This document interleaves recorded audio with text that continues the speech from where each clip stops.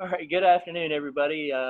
Today is the 49 days of CBC, and this is going to be day 26 of the 49 days of CBC, and we're in week 4. And this is Mr. Jim Bender. He works with Randall. He's on the staff there. I think he's got CBC in his blood now, it looks like, after talking to him for a few minutes. I haven't been able to spend much time with him over the years. I've met him once or twice, and just spending some time talking to him before this meeting or this interview. He seems like a character that I'd like to spend some time with. Somebody that you can sit on the front porch of the dining hall just listening to him tell stories, I believe. So, Mr. Bender, how in the world are you? I'm doing terrific today. I'm doing awesome. Thank you. All right. Now, are you the minister there at the Roosevelt Church or Roosevelt Drive Church of Christ? Yeah, I'm one of them. I'm what's called the involvement minister, and Ron Edwards, my coworker and teammate, he's been here since August 1st, 1985. So I guess in language that people understand, he'd be the senior minister. That's not his title, but all right. He's been here a lot. In fact, the irony is I was a brand new Christian on the search committee that hired him. Oh, wow. Yeah, I got the brothers let me on just to see how it worked, but now I can say I was honestly on the search committee that hired my teammate back in because I was a member here from 83 to 91 before I got out of the military and went, God took us to preacher training. All right, and you were a helicopter pilot, is that right? Yeah, it's CH-53 Echo Super Stallion helicopter pilot in the Marine Corps when they were brand new. Wow. Well, Thank you for your service. It's an honor to talk to you, sir. Very humbling. You're very welcome. I'm glad, like Lee Greenwood, glad to be an American and glad to serve in the U.S. Armed Forces. Well, let me ask you a few questions now. I know that, being down there in Jacksonville and everything, you meet a lot of people down there. And, when you first started coming down there and you heard about Carolina Bible Camp, what year was that? Well, I got hired I started, in fact, July of 2006. So we're starting our 15th year in a week. Right. We started July 17th of 2006. And I pursued Carolina Bible Camp because I was a middle school director of Palomar Mountain Bible Camp in San Diego and San Diego County from like 98 to 2005.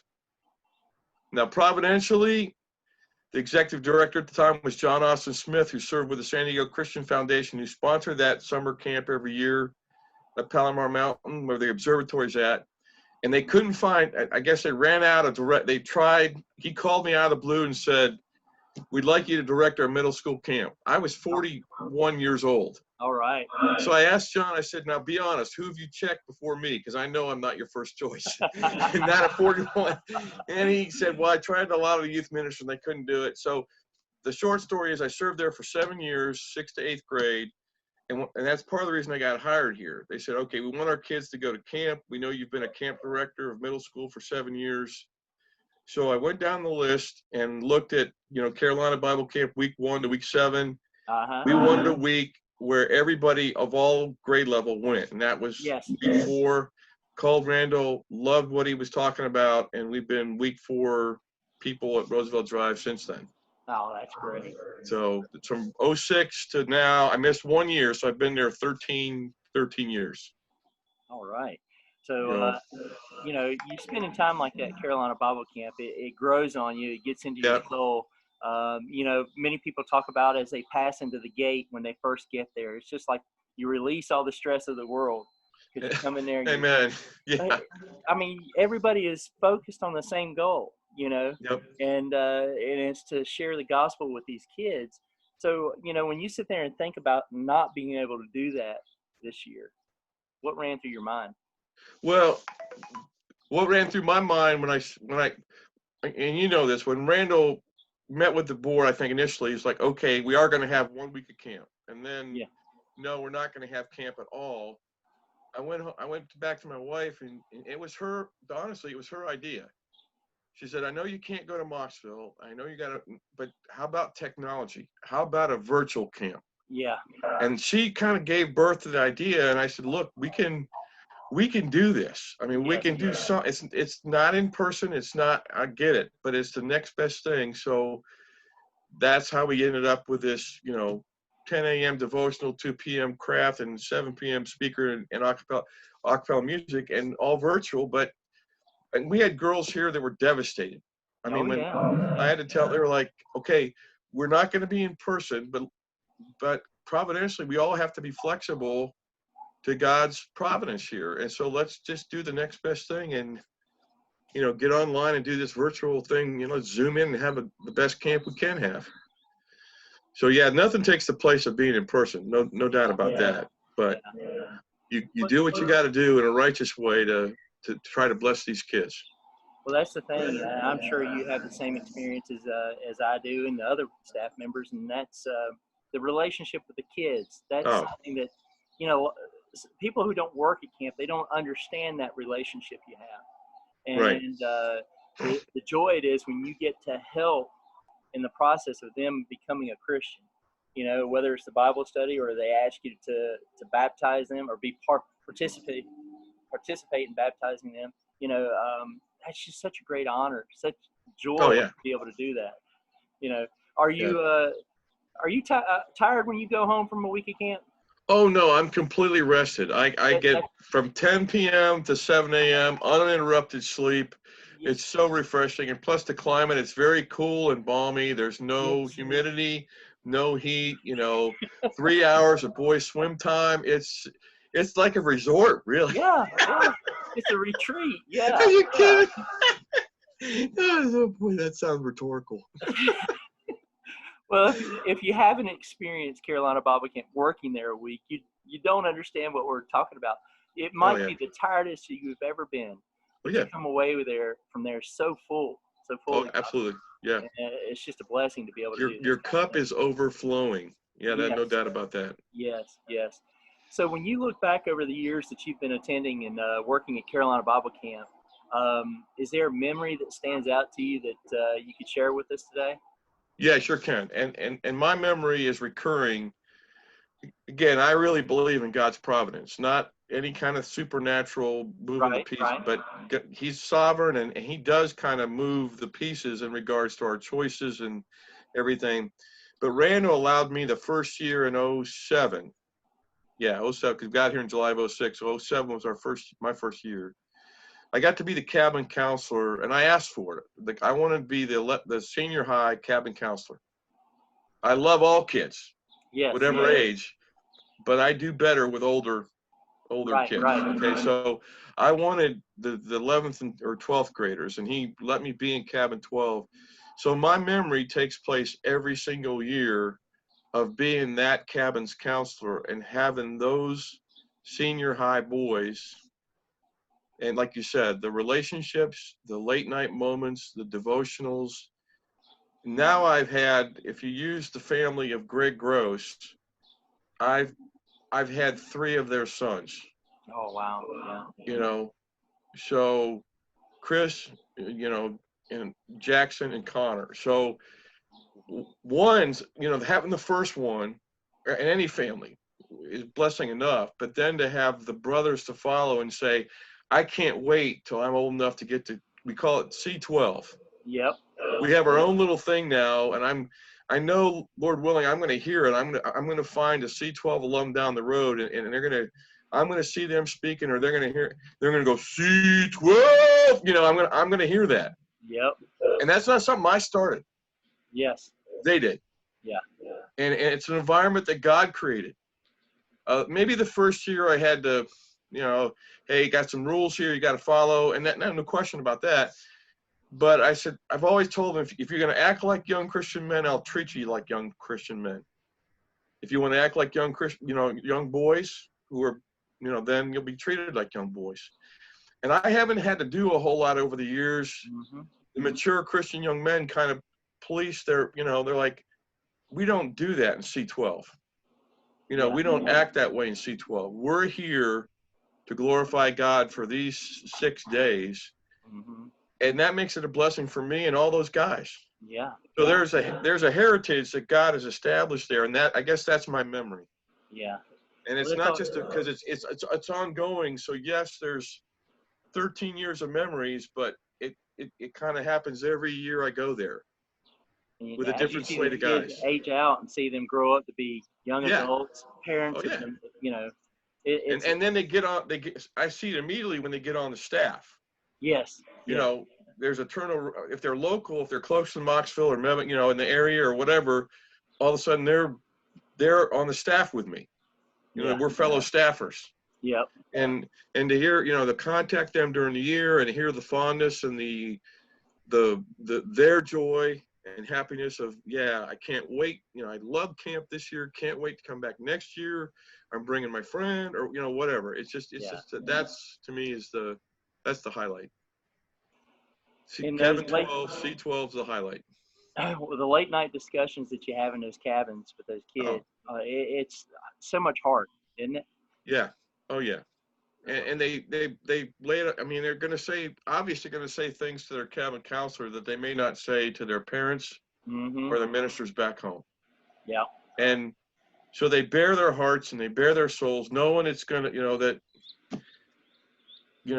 and we just, the interaction and trying to encourage them and build them up from God's word out of love for whatever they're going through. However, if it's a triumph or it's a tragedy, to just help them through that. Yeah. If it's a triumph, to keep them humble. If it's a tragedy, to build them up and say, hey, God's still with you and you can get through this. Build them up, yeah. Yeah. So it's a great blessing. And you never know what they're coming from, what their home life is when they get there. Oh, yeah. Just to be able to spend that week with them and show them, a godly man that loves them and cares for them, Yeah. but holds them accountable. That's right. That's the beautiful thing to be able to be part of that. Right. Now, looking back over the years, I know that working week 4 with Randall, and there's been a number of men. I know Sean Lowry that's there. I love that guy. There's probably been some men or some even campers that have kind of stood out to you over the years and left an impression on you. Is there anybody that comes to mind that you want to share with us right now? Oh yeah. On the adult side, part of the reason we picked week 4, it seemed like Randall he had Eddie Knuckles, and Pat McCormick. Oh yeah. And those three, I mean, the way they work together, the way they complement each other, the way the first year I was like, wow, these guys, I mean, and they're as faithful as the day is long.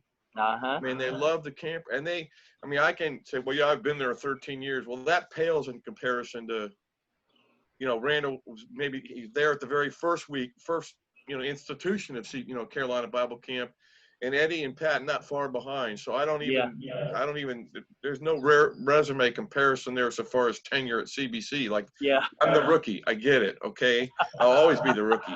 But to see them in operation, that's the adult part.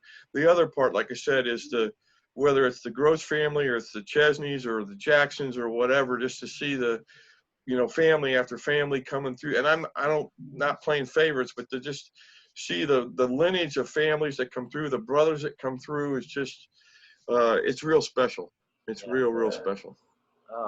And we used to have, and the fun, here's the fun memory, I guess, and I don't know, we used to have football in the pool between the staffers, the males, men, boys and men swim time.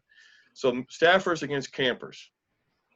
And, just even Eddie Knuckles' sons, just, and there were some, even in the water, it was almost like a full contact sport without pads. I mean, it was really, and of course, both sides trying to win. And then my first year there, I had the chance to catch the winning score, to touch the ball to the edge of the pool and score.